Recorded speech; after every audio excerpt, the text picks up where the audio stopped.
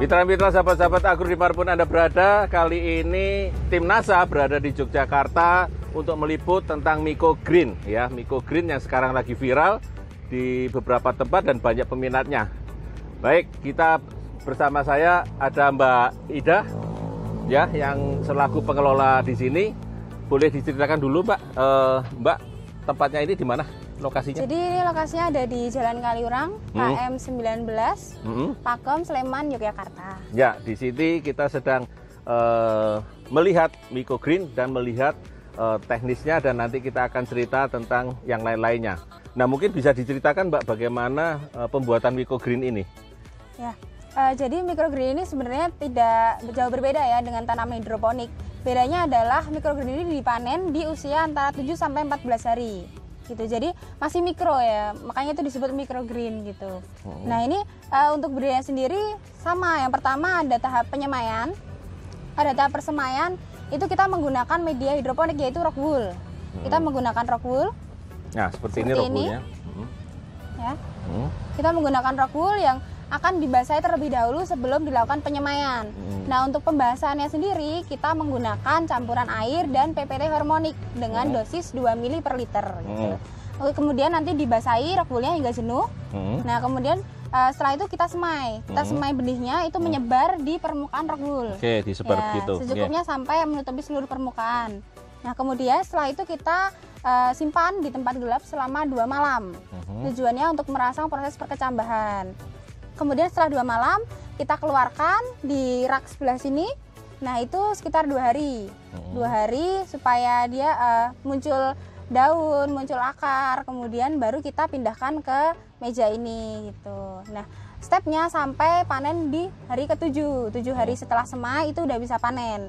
Oke. Dan cara panennya pun mudah gitu. Tinggal digunting saja, terus siap dikonsumsi. Oke, jadi gunting tanaman ini ya, yang bibitnya itu kemudian dikonsumsi. Ada berapa jenis yang ada di sini, Mbak? Kalau di sini kita ada 6 jenis. Yang pertama ada selada merah, selada hijau, bayam merah, ini seperti ini. Oh, gitu. Kemudian ada bayam hijau seperti itu. Seledri, kemudian ada sawi. Oke.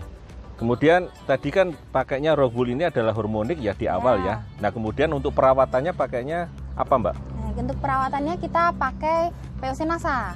Nah, caranya seperti apa? Jadi POC NASA ini kita gunakan untuk penyiraman. Penyiraman setiap hari, yaitu disiram di antara rock woolnya ini, Pak. Jadi di antaranya begitu di sini. Oke, di sini. Supaya rock woolnya basah, itu kita campuran air dengan POC NASA dengan dosis 2 ml per liter. Nggak pakai semprot ya? Tidak pakai. Jadi cuma diberikan di sela-selanya, airnya di sela-sela begitu. Ya, kemudian ini rata-rata Mbak memproduksi berapa rock wool atau berapa tempat ini nih? Ini hitungannya pack ya untuk satu rock wool. Nah, itu kira-kira sehari itu 90 sampai 100 pack. Tergantung pesanan. Betul. Jadi termasuk pesanan. Hari ini kita juga jualnya juga 100 pack per hari. Ya, 90 tergantung pesanan. Betul. Baik, kalau boleh tahu nih, Mbak, ini harga satu rock wool ini atau satu pack ya? Ini berapa? Kalau satu pack yang sudah siap panen itu berkisar antara 15.000. 15.000. Oh, itu packnya seperti itu ya? Ya, itu. Oke. Packingnya adalah seperti ini. Ya. Ini adalah packingnya tanaman microgreen dengan seperti ini. Boleh tahu harganya berapa? 15.000. Harga per packnya adalah 15.000. Ya. Kemudian selain yang ini biasanya mereka ini makan sayuran microgreen ini, alasannya kenapa ya, Mbak, kalau boleh tahu, Mbak? Oke. Nah, jadi ada beberapa keunggulan antara microgreen dengan sayuran biasa. Yang pertama, microgreen ini nutrisinya 9 kali lebih banyak daripada sayuran biasa. Kemudian dia teksturnya renyah. Kemudian dia cocok untuk yang tidak suka sayur. Kemudian untuk anak kecil. Nah, ini juga cocok untuk konsumsi dalam bentuk salad, terus kemudian sandwich ataupun di jus. Gitu ya. Jadi bisa bisa salad yang dalam bentuk segar ataupun di jus ya. Betul. Bagi yang tidak suka sayur, anak-anak dan mungkin di jus tadi ya, yang supaya baunya berbeda kan, yang antara yang masih kecil dengan yang sudah tanaman gede, misalnya seledri misalnya begitu kan, baunya agak menyengat kalau sudah besar ya, tapi kalau masih kecil nggak terlalu menyengat ya. Baik, ini tadi ada beberapa jenis, perlakuannya kira-kira sama ya Mbak ya? Sama. Baik yang di awal pembenihannya maupun di perawatannya? Ya, sama. Ya, kita lihat tadi ada yang memakai hormonik dan yang tidak memakai hormonik, ada perbedaannya ya. Nah, mungkin bisa dijelaskan Mbak Ida? Ya. Jadi kemarin kita sempat melakukan riset kecil-kecilan gitu, antara yang menggunakan hormonik dan juga tidak gitu. Karena hormonik ini sendiri kan dia mengandung zat perangsang tumbuh ya, seperti auksin, giberellin, sitokinin, yang dia bisa memacu perkecambahan, khususnya untuk pertumbuhan akar dan daun gitu. Nah, kemarin yang kita pakaikan hormonik itu bisa tumbuh dengan seragam dan juga sangat tumbuhnya tuh semuanya sama gitu. Merata gitu ya? Merata. Tingginya juga merata. Betul, sepertinya ya.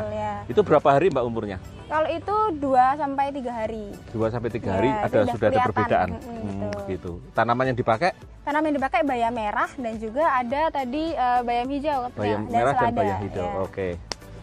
Kita lihat tadi yang perbedaannya yang tidak memakai hormonik ataupun yang memakai hormonik sangat nyata ya, di hari ketiga ya udah nyampaknya berbeda ya. Nah, kira-kira itu bisa dijual nggak Mbak yang tidak pakai hormonik?